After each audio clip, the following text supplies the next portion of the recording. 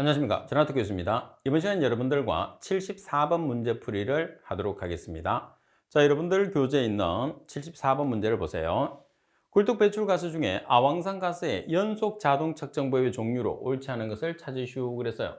자, 아황산 가스는 SO2를 뜻하는 거죠. 연속 자동 측정 방법의 종류가 아닌 겁니다. 자, 먼저 불꽃 강도법 해당하죠. 그리고 광전도 전이법이라는 것은 없습니다. 자외선 흡수법 해당하죠. 용액 전도율법 해당합니다. 그 외에도 적외선 흡수법, 정전이 전해법이 있어요. 따라서 4번이 정답. 자, 그리고 75번. 대기오염 공정 시험 기준상 환경 대기 중 정가스상 물질의 시료 채취 방법에 관한 설명으로 옳지 않은 것은, 자, 시료 채취 방법입니다. 가번에 용기 채취법은 용기는 일반적으로 수소 또는 헬륨 가스가 충전된 주머니를 사용한다고 그랬어요. 자, 일반적으로 우리가 용기 채취법 같은 경우에서는 진공병 또는 공기 주머니를 사용을 하는 거죠. 그러나 용기 채취법에 보시게 되면 시료를 일단 일정한 용기에 채취한 다음 분석에 이용하는 방법으로 채취관, 용기 또는 채취관, 유량 조절기, 허비 펌프, 용기로 구성된다. 다음에 직접 채취법에서 채취관은 일반적으로 4불화 에틸렌 수지, 경질 에틸렌, 스테인리스 강 등으로 된 것을 사용한다. 자, 그리고 직접 채취법에서 채취관의 길이는 5m 이내로 되도록 짧은 것이 좋으며 그 끝은 빗물이나 곤충, 기타 이물질이 들어가지 않도록 되어 있는 구조여야 한다.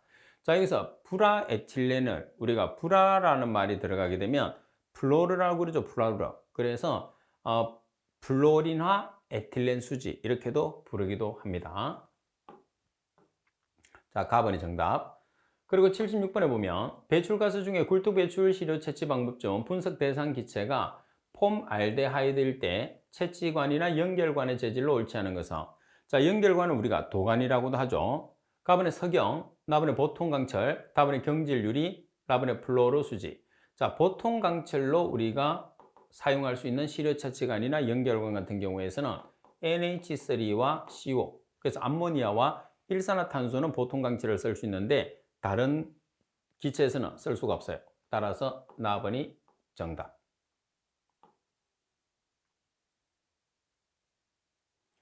자, 그리고 77번 문제를 보도록 하겠습니다. 자, 굴뚝의 배출가스 중에서 구리화합물을 원자흡수 분광광도법으로 분석할 때 적정 파장은, 자, 구리화합물을 원자흡수 분광광도법으로 측정합니다. 그때 파장을 나타내라는 거죠. 파장이 얼마죠? 324.8나노미터니까 답은이 정답. 자, 이런 내용들은 암기를 하지 않으면 맞출 수가 없습니다. 그래서 암기가 돼야 되죠. 자, 그리고 78번. 대교용 공정시험 기준상 비분산 적외선 분광분석법의 용어 및 장치 구성에 관한 설명으로 옳지 않은 것은, 가번 제로 드리프트는 측정기의 교정 범위 눈금에 대한 지시값의 일정 기간 내의 변동을 말한다. 자, 여기서 제로 가스 드리프트를 보면 제로 드리프트는 측정기기에 지금 보시기엔 뭐가 틀렸느냐 하면 최저 눈금이 돼야 되죠.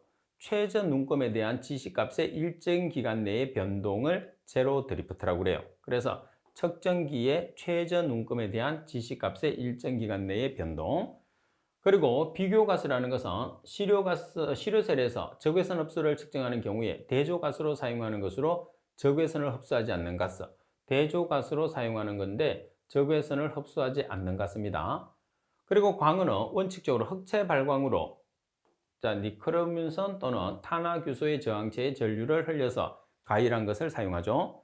그리고 시료셀은 시료가스가 흐르는 상태에서 양단의 창을 통해서 시료광속이 통과하는 구조를 갖는다. 따라서 설명이 잘못된 것은 나번이니까 정답은 나번이 되겠죠. 그죠?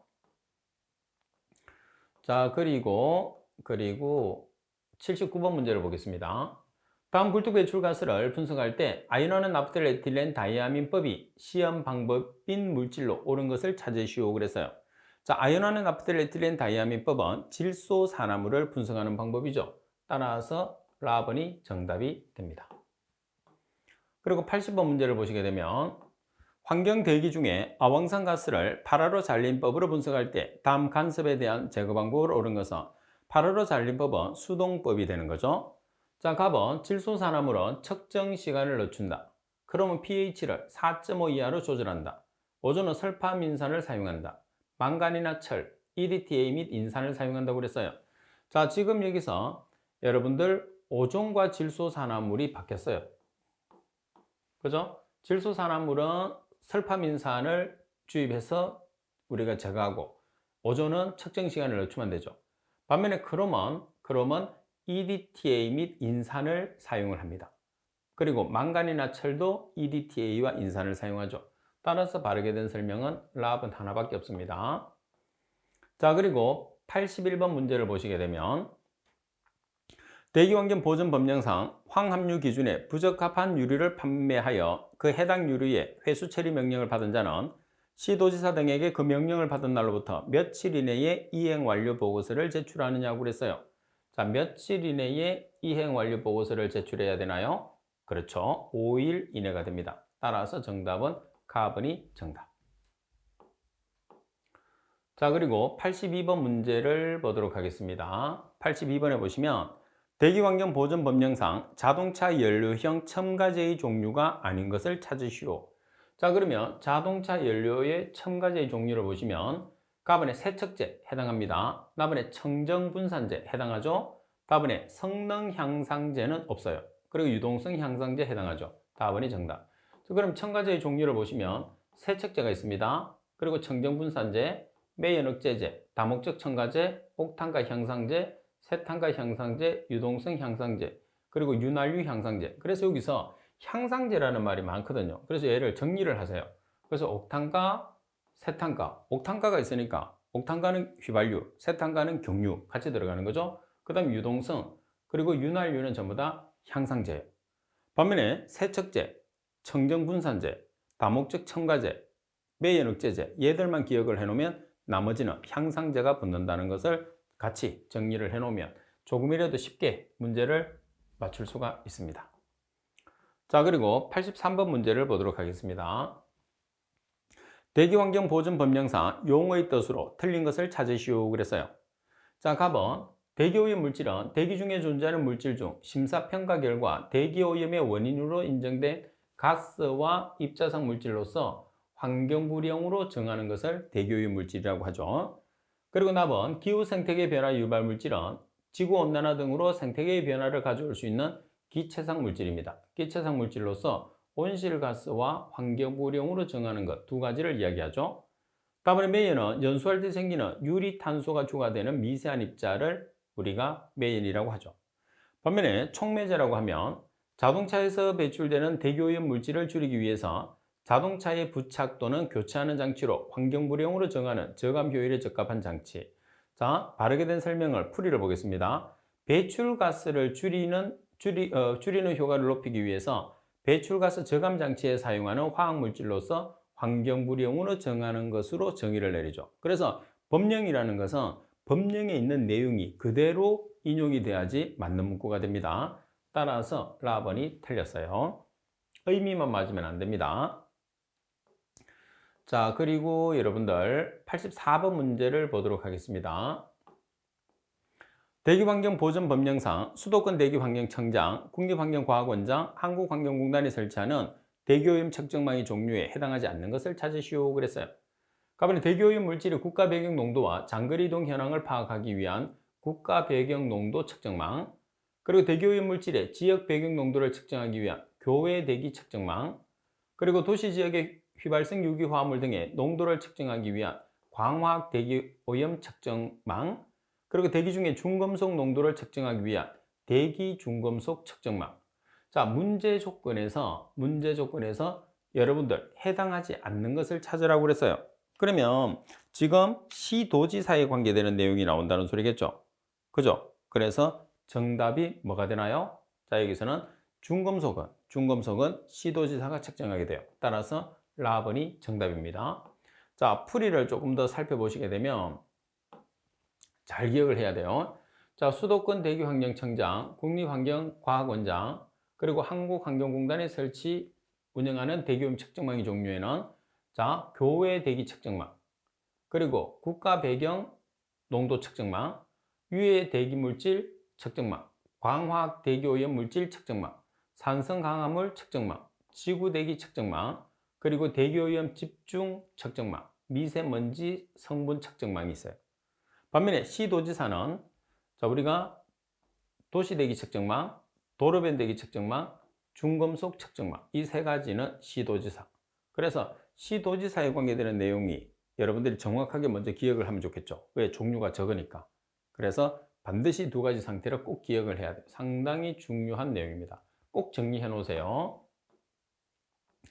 자, 그리고 85번 문제를 보시게 되면 대기환경보전 법령상 초과부과금의 산정 기준 중에 오염물질과 그 오염물질의 1kg당 부과금액의 연결로 모두 옳은 것은, 일단 1kg에 해당하는 부과금액이 맞는 것, 틀린 것, 큰 것, 작은 것 물을 수도 있고, 초과부과금 대상 물질이 아닌 것을 찾으시오. 다양하게 문제가 나올 수 있습니다.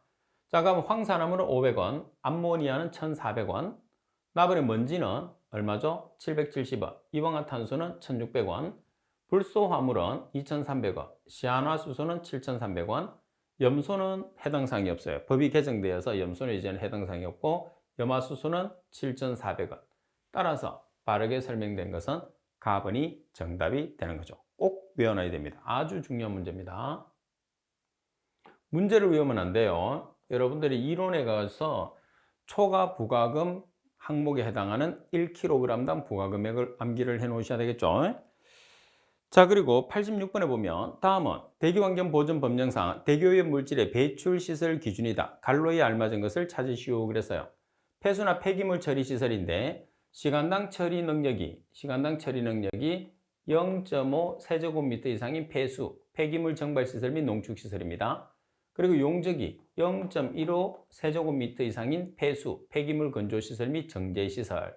자, 따라서 라번이 정답. 이런 내용들은 문제를 통해서 우리가 기억을 하는 게 가장 이상적인 방법이라고 보시면 됩니다. 자, 그리고 87번 문제를 보시게 되면 대기환경관계법령상 자가측정 대상 및 방법에 관한 기준이다. 갈로에 알맞은 것은 사업자가 자가측정 시 사용한 여과지 및 시료 채취 기록지의 보존기간은 환경분야 시험, 검사 등에 관한 법률에 따른 환경오염 공정시험 기준에 따라서 측정한 날로부터 얼마 동안 보존하느냐는 거죠. 그래서 여과지 및 시료 채취 기록지의 보존 기간은 몇 개월? 6개월. 그래서 라번이 정답. 지금 상당히 자주 나오고 있습니다. 자, 그리고 자, 88번에 보시게 되면 자, 88번 같은 경우에서도 우리가 행정처분 같은 경우에서는 문제가 출제된 내용을 암기를 하는 게 가장 중요합니다. 대기환경보전법령상 측정기기의 부착, 운영 등과 관련된 행정처분 기준은 사업자가 부착한 굴뚝 자동 측정기기의 측정 자료를 관제센터로 전송하지 아니한 경우에 각 위반 차수별 행정처분은, 자, 1차는 무조건 경고입니다. 그 다음에 2차는 조치명령, 그리고 3차는 조업정지 10일, 4차는 조업정지 30일. 그래서 4차가 폐쇄가 되는 경우도 있죠. 사업장 폐쇄. 여기에서는 가번이 정답. 자, 그리고 89번 문제를 보도록 하겠습니다. 89번에 보시면 대기환경보전법령상 위임 업무 보고사항 중에서 자동차 연료 및 첨가제의 제조, 판매 또는 사용에 대한 규제 현황에 대한 보고 횟수 기준은, 자, 연 2회. 나번이 정답. 그래서 여러분들이 대기 같은 경우에서는 두 가지가 있죠. 위임 업무 보고사항, 위탁 업무 보고사항 두 가지가 있는데, 위탁 업무는 4가지, 위임 업무는 5가지가 있으니까 반드시 숙지에서 문제가 출제되면 꼭 맞춰야 돼요. 그런 내용들은 정리를 해서 문제가 나올 때마다 계속 보는 거죠. 보면은 여러 번 반복해서 볼 수가 있기 때문에 시험이 자주 나오니까 자연스럽게 암기가 됩니다. 그리고 90번 악취 방지 법령상 지정 악취 물질에 해당하지 않는 것을 찾으시오 그랬어요. 자, 악취 물질 중에서도 지정 악취 물질에 해당하는 값이죠. 가번의 염화수소, 나번의 메틸에틸 케톤, 나번의 프로피온산, 나번의 뷰틸 아세테이트. 염화수소는 HCl을 뜻해요. HCl은 냄새가 나는 물질이 아니죠. 휘발성을 가지고 있는 부식성이 강한 독성 물질이죠. 따라서 가번은 악취를 발생하지 않기 때문에 답에서 제외. 자, 그리고 91번 문제를 보시게 되면, 자, 대기환경보전법령상 배출가스의 관련 부품을 장치별로 구별할 때 다음 중에서 배출가스의 자기 진단 장치에 해당하는 것을 찾으시오 그랬어요. 자, 답은 EGR 제어용 스모 밸브는 배출가스 재순환 장치입니다. 연료계통 감시 장치는 배출가스의 자기 진단 장치, 정화 조절 밸브는 연료 증발가스의 방시 장치, 그리고 냉각 수온 센서는 연료 공급 장치에 해당하죠. 따라서 자가 진단 장치에 해당하는 것은 나번이 정답이 되는 거죠. 그리고 이 내용도 마찬가지 문제를 통해서 암기를 해야 됩니다.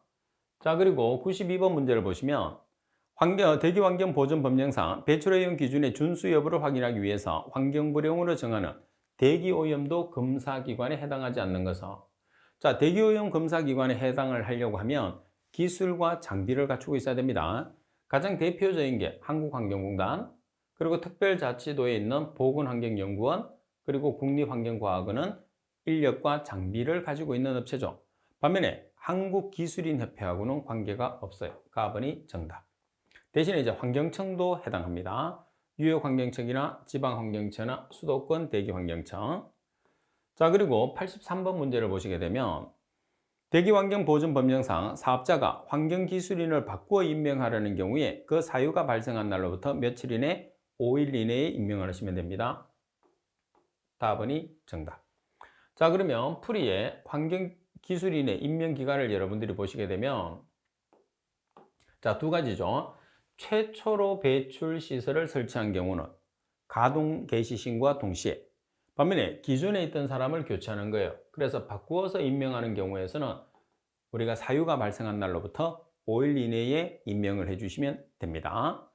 자, 그리고 94번은 항상 나올 수 있게끔 아주 강조를 해도 여러분들이 지나치지 않죠. 그래서 팁을 반드시 암기를 해 놓으셔야 됩니다. 아주 중요해요. 자, 실내공기질 관리법령상 신축 공동주택의 실내공기질의 권고 기준으로 틀린 것은, 자, 답은 잔뢰는 600 마이크로그램 per 미터의 삼성이 아니고 얼마죠? 700. 자, 그리고 톨루에는 1000, 스티레는 300, 에틸벤젠은 360. 그래서 가번인데, 자, 내용은 여러분들 꼭 기억을 해야 돼요. 폼알데하이드는 210, 벤젠은 30, 그리고 톨루에는 1000, 그리고 에틸벤젠은 360, 잔뢰는 700, 스틸레는 300 마이크로그램 per 미터의 삼성 이하가 되는 거죠. 반면에 라도는 일괄적으로 모든 시설에서 148 베크렐 per 미터의 삼성 이하로 적용을 하고 있어요. 그래서 여러분들이 꼭 기억을 해야 됩니다. 아주 중요한 내용이에요. 자, 그리고 95번입니다. 자, 95번 같은 경우에서도 우리가 환경기준치에 관계되는 거죠. 환경기준치는 여러분들 환경정책기본법에 있는 내용으로서 반드시 기억을 해야 되는 아주 중요한 내용이라고 생각을 해주시면 됩니다. 아주 중요해요. 자, 환경정책기본법령상 미세먼지 PM10의 환경기준으로 옳은 것은 24시간 기준입니다. 자, 미세먼지 PM10 24시간 기준. 그러면 PM10은 연간 기준치와 24시간 기준치 두 가지가 있죠.